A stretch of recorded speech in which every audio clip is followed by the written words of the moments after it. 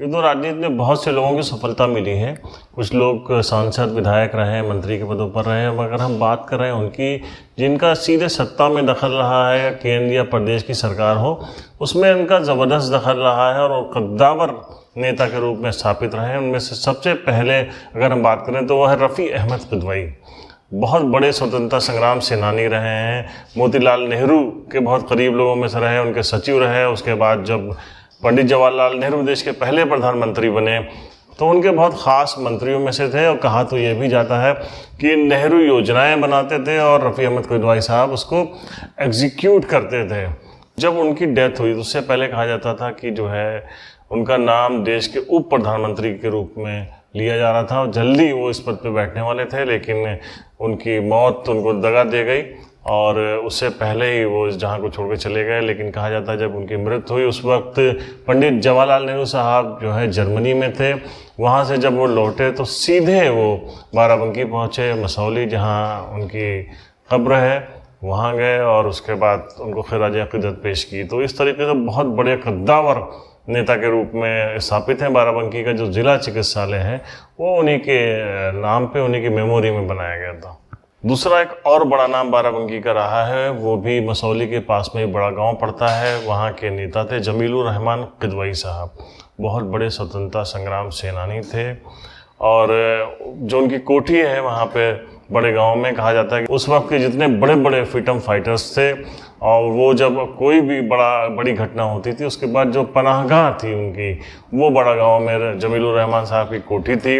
लाल बहादुर शास्त्री, वल्लभ भाई पंत जैसे दिग्गज स्वतंत्रता संग्राम सेनानी भी वहाँ पे आते रहते थे। उसके बाद जब सरकार बनी, भारत की पहली सरकार बनी, तो सीधे जमीलुर रहमान किदवई साहब का उनसे टच रहा और सभी का आना जाना रहा। और ये बहुत बड़े, हालांकि खुद विधायक रहे, लेकिन बहुत पावरफुल नेताओं में थे और जनता में इनका बहुत बड़ा मुकाम था।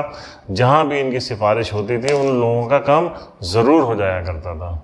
तीसरे नंबर पर अगर हम बात करें तो बाराबंकी की वो अलग समाजवाद का वो नाम जो पूरे देश में छा गया, वो था राम सेवक यादव जी का।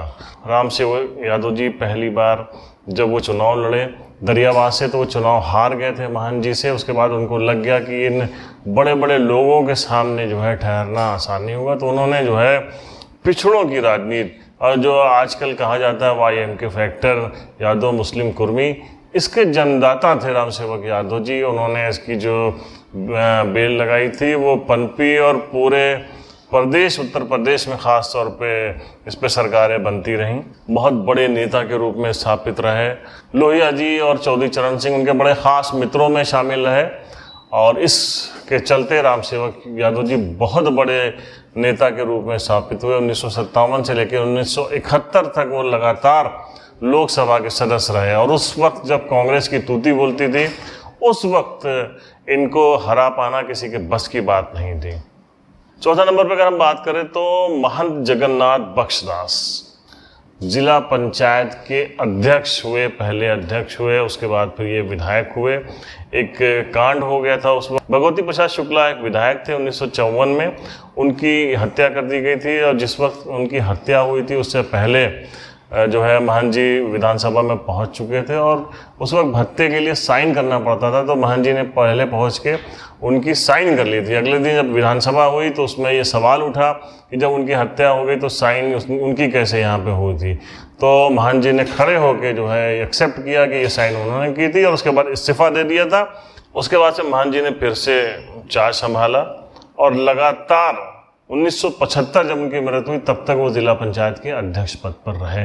महंत जी की खास बात ये थी कि वो लखनऊ के कॉल्विन कॉलेज और लखनऊ यूनिवर्सिटी के पढ़े हुए थे। उस ज़माने में वो कार से लखनऊ जाया करते थे। कहा जाता था 1930 में जब वो कार से जा रहे थे तो अंग्रेज़ों सरकार का SDM जो उस वक्त का ऑफिसर था उन्होंने उनको रोका क्योंकि उनकी गाड़ी पे झंडा लगा हुआ था, तिरंगा झंडा लगा हुआ था। उसको उतारने के लिए कहा लेकिन महंत जी नहीं माने और उन्होंने किसी भी उसमें जो है गाड़ी से उतरना स्वीकार किया।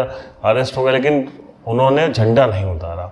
महन जी का रुतबा ये था कि जब वो जिला पंचायत अध्यक्ष हुआ करते थे उस वक्त कैरेक्टर रोल लिखता था जिला पंचायत अध्यक्ष डीएम का, और एक बार एक डीएम आए थे और 1966 या 67 की बात है, और वो डीएम आए और उस थोड़ा सा रोबीले डीएम थे, उन्होंने 3-4 दिन हो गए महन जी से मिलने नहीं गए। तो उन्होंने कहा कि जो है महन जी ने उनको फ़ोन किया और कहा कि सुना आप 3-4 दिन हो गए बाराबंकी आए हैं लेकिन अभी तक मुझसे मिलने नहीं आए। तो डीएम ने कहा कि मैं उस टाइप का डीएम नहीं हूँ, मैं किसी से मिलना नहीं जाता, मैं जहाँ भी जाता हूँ अपना बोरिया बिस्तर बांध के जाता हूँ। तो महन जी ने उनको कहा कि आपने अपना बिस्तर खोला तो नहीं है, मत खोलिएगा क्योंकि अभी थोड़ी देर में आप चले जाएंगे। और वही हुआ, उनका ट्रांसफ़र हुआ। वजह ये थी कि महन जी की इंदिरा गांधी से लेकर उत्तर प्रदेश का जो भी मुख्यमंत्री होता था उससे उनके बहुत अच्छे रिश्ते होते थे, बड़े मजबूत नेता थे महन जी, और उन्होंने सैकड़ों लोगों को नौकरी दी थी। राह चलते जो है उन्होंने शिक्षा विभाग से लोगों को जोड़ा था। अब हम 5वें नंबर पर बात करेंगे तो बाराबंकी की वो कद्दावर नेता जिन्होंने केंद्र में जाके झंडे गाड़े, और ऐसे झंडे गाड़े कि वो इंदिरा गांधी, राजीव गांधी, सोनिया गांधी सबकी बहुत ख़ास रहीं। बाराबंकी की बड़ा गांव की रहने वाली थी मोहसिना किदवई। मोहसिना किदवई जी जो है यूनियन मिनिस्टर रहीं, rural development, health and family welfare, union minister of transport, urban development, tourism, मतलब इतने डिपार्टमेंट्स उनके पास रहे। बहुत ही कद्दावर पावरफुल नेताओं में मोहसिना जी का नाम रहा। 6ठे नंबर पे हम बात करेंगे तो बाराबंकी का वो नेता जिसने यहाँ के विकास की नई पटकथा लिखी, वो थे बेनी प्रसाद वर्मा।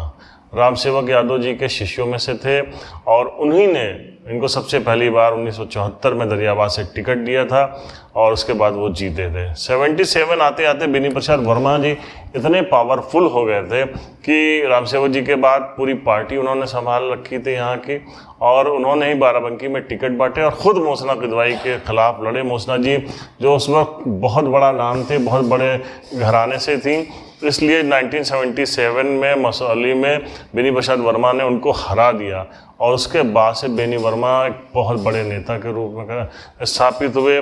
फिर उन्होंने जो है कई बार विधायक होने के साथ 1998, 99, 2004 में कैसरगंज से लोकसभा का चुनाव जीता। 2000 में वो गोंडा से चुनाव जीते। देवगौड़ा गवर्नमेंट में वो यूनियन कम्युनिकेशन मिनिस्टर बने और उसके बाद स्टील मिनिस्टर वो हुए जब कांग्रेस में आए, वो समाजवादी पार्टी छोड़ के। 7वें नंबर पे नाम आता है अनंत राम जायसवाल। बहुत बड़े सोशलिस्ट नेता रहे हैं बाराबंकी के। 2 बार विधायक रहे 1967 और 69 में, और उसके अलावा उत्तर प्रदेश गवर्नमेंट में एजुकेशन मिनिस्टर और हेल्थ मिनिस्टर के पदों पर भी रहे। 1979 में एमपी फैजाबाद से। बहुत बड़े नेता थे, उनकी कितनी बड़ी पकड़ थी इससे अंदाज़ा आप लगा सकते हैं कि वो एम्स के जो है डायरेक्टर दिल्ली एम्स के, और उसके अलावा एक बार 1989 में वो आखिरी बार राज्यसभा के सदस्य हुए। अनंतराम जायसवाल जी बहुत बड़े वकील भी थे, लेकिन पॉलिटिक्स में जाने के कारण वो उधर अपना ज़्यादा समय नहीं दे पाए। एक बड़े नेता और लैंग्वेजेस में उनकी बहुत पकड़ थी, और ख़ासकर उस वक्त कहा जाता है कि अनंतराम जायसवाल जी नारे बनाने में उनको महारत हासिल थी। 8वें नंबर पे हम बात करेंगे बेगम हामिदा हबीबुल्ला की। हामिदा हबीबुल्ला वैसे तो बाराबंकी की रहने वाली नहीं थी, लेकिन वहाँ इनकी ससुराल थी सैदनपुर में। मेजर जनरल इनायत हबीबुल्ला की वो धर्म पत्नी थी, और यहाँ पे जब उनकी शादी हुई उसके बाद से उन्होंने जो है एक्टिव पॉलिटिक्स ज्वाइन की। हैदरगढ़ से विधायक हुई 1969 में। स्टेट मिनिस्टर बनाई गई हैं, वो state minister social and Harijan welfare की वो मिनिस्टर रहीं। बहुत बड़ा घराना है। उनके बेटे जो हैं वजहात हबीबुल्ला, वो भी IAS हैं। उनके जो ससुर थे उनका भी बहुत बड़ा नाम था, हबीबुल्ला साहब। तो इसके चलते उनकी भी बहुत बड़ी अपनी सरकार में पकड़ थी और बहुत लोगों के काम आई। 9वें नंबर पे नाम आता सुरेंद्र नाथ अवस्थी, पुत्तू भैया का। सुरेंद्र नाथ अवस्थी कांग्रेस के दिग्गज नेता थे।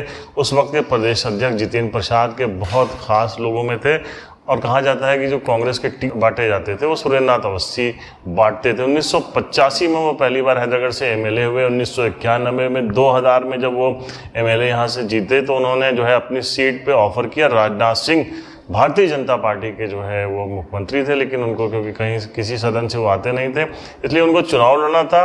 पुत्तू अवस्थी जी के इस्तीफा देने के बाद वो हैदरगढ़ से चुनाव लड़े, यहाँ से विधायक बने, और उस वक्त फिर जलवा हुआ पूरे सुरेंद्र नाथ अवस्थी का। उन्होंने ज़बरदस्त तरीके से लोगों के काम कराए और बहुत अच्छे मंझे बहुत स्थापित नेताओं में उनका नाम लिया जाता है। हैदरगढ़ का विकास उन्हीं की वजह से हुआ था। इसके बाद हम बात करेंगे 10वें नंबर पे, वो हैं अरविंद कुमार सिंह गोप।